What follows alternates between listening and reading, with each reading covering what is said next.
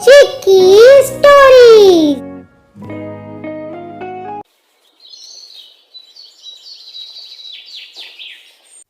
हरिपुर गांव में एक आदमी रहता था जो बहुत ही लालची था।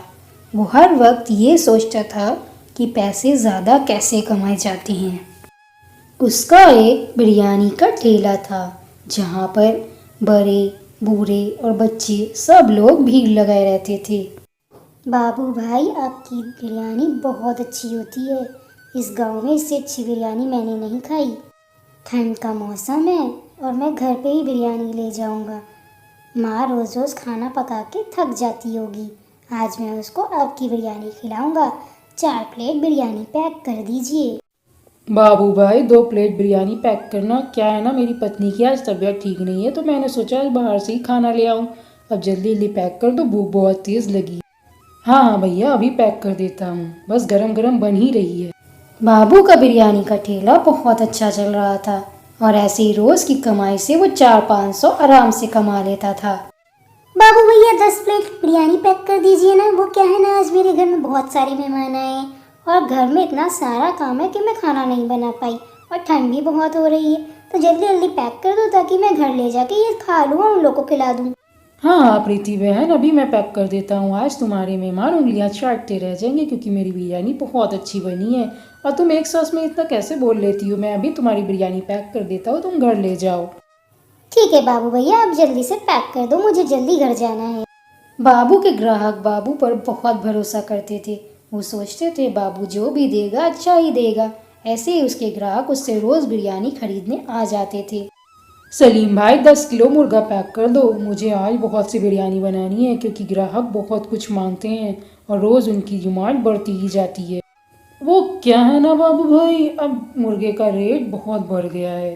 300 रुपये किलो मुर्गा है, पर मैं तुम्हें 280 का दे दूंगा और बाकी दुकानों में तो 350-300 का मिल रहा है। अगर तुम्हें चाहिए तो मैं अभी पैक कर देता हूँ। पर सलीम भाई, कल तक के मुर्गा 150 में था, आज इतने ज़्यादा रेट कैसे बढ़ गए? और मेरे पास तो इतने पैसे भी नहीं है कि मैं इतना सारा मुर्गा इतने रेट में खरीदूं। भाई अब क्या कर सकते हैं, मुर्गे का रेट रातों रात बढ़ गया तो मैं क्या करूं? मैं तो तुम्हें 280 में ही दूंगा, बाकी तुम आगे पता कर लो। बाबू ने सोचा अगर मैं 280 का मुर्गा खरीदूंगा तो मुझे बिरयानी पे कितना ही फायदा होगा। वो बेचारा घर चला गया। बाबू बेचारा बहुत उदास होकर अपने घर की ओर चला गया और वो ये सोच रहा था कि वो अब क्या करेगा। घर जाकर वो अपने पलंग पर बैठकर सोचने लगा कि मुर्गा इतना महंगा हो गया है, अब मैं कैसे बिरयानी बेचूंगा। कि तभी उसकी नज़र एक कौवे पर पड़ती है। मुर्गा तो मेरे बस के बाहर हो गया है, अब मैं क्या करूँगा? मैं इन कौवों को काट कर बिरयानी बनाऊँगा, इससे मेरा डबल फ़ायदा होगा। और वैसे भी ये कौवे किस काम के हैं? लोगों के कानों को ख़राब करते हैं, दिन भर बोलते रहते हैं। मैं इनको काट कर बिरयानी बनाऊँगा। उस दिन से बाबू ने कौवों को काटना शुरू कर दिया और कौवे की बिरयानी बनाने लगा। अरे बाबू भैया, मैंने आपकी बिरयानी का नाम बहुत सुना है। क्या मुझे आप 2 प्लेट बिरयानी पैक कर देंगे? जल्दी पैक कर दीजिए, मुझे घर जाना है। उस दिन के बाद से बाबू की जो भी बिरयानी खाता था उसकी पेट में दर्द, बुखार सब कुछ होने लगता था। किसी किसी को तो बहुत ज़्यादा उल्टियाँ भी होने लगती थी। पर बाबू को ये सब चीज़ों से कोई फ़र्क नहीं पड़ता था। उससे जो भी कोई कुछ कहता था वो कहता था यह सब मौसम की ख़राब होने की वजह से हो रहा है, मेरी बिरयानी की वजह से नहीं। एक दिन उसकी दुकान पर एक छोटी सी बच्ची बिरयानी लेने आई। बाबू भैया 1 प्लेट बिरयानी पैक कर दो, मुझे बहुत देर से भूख लगी है।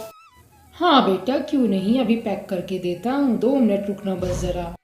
रात में जब वो छोटी लड़की अपने घर जाती है तो उसके माता पिता पूछते, बेटा आज तुमने रात का खाना नहीं खाया, हम तुम्हारा कितनी देर से इंतज़ार कर रहे थे। मम्मी पापा क्या है ना, मैं आज बाबू भैया की बिरयानी खा कर आई हूँ और मुझे बहुत भूख लग रही थी इसलिए मैंने वहीं खा लिया और अब मेरा मन नहीं है। इतना कहते ही वो छोटी लड़की बेहोश हो जाती है। उसके माता पिता परेशान हो जाते हैं और वो उसी वक्त उसको हॉस्पिटल लेकर जाते हैं।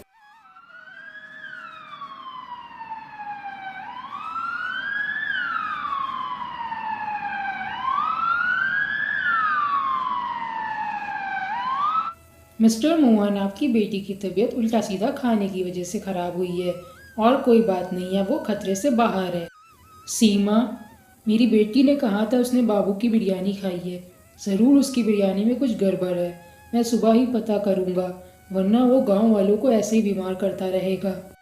सुबह जब मोहन छुप कर देखता है तो बाबू वही कौवे काट रहा होता है और बिरयानी में डालकर उसे बना रहा होता है। वो सब कुछ समझ जाता है कि ऐसा क्यों हुआ और मोहन बाबू की कंप्लेन करने के लिए पुलिस स्टेशन चला जाता है और वो उसके ऊपर केस कर देता है। इंस्पेक्टर साहब, बाबू कौवे काटकर बिरयानी बना रहा है। ऐसे तो पूरे गांव वाले बीमार पड़ जाएंगे और मर भी सकते हैं।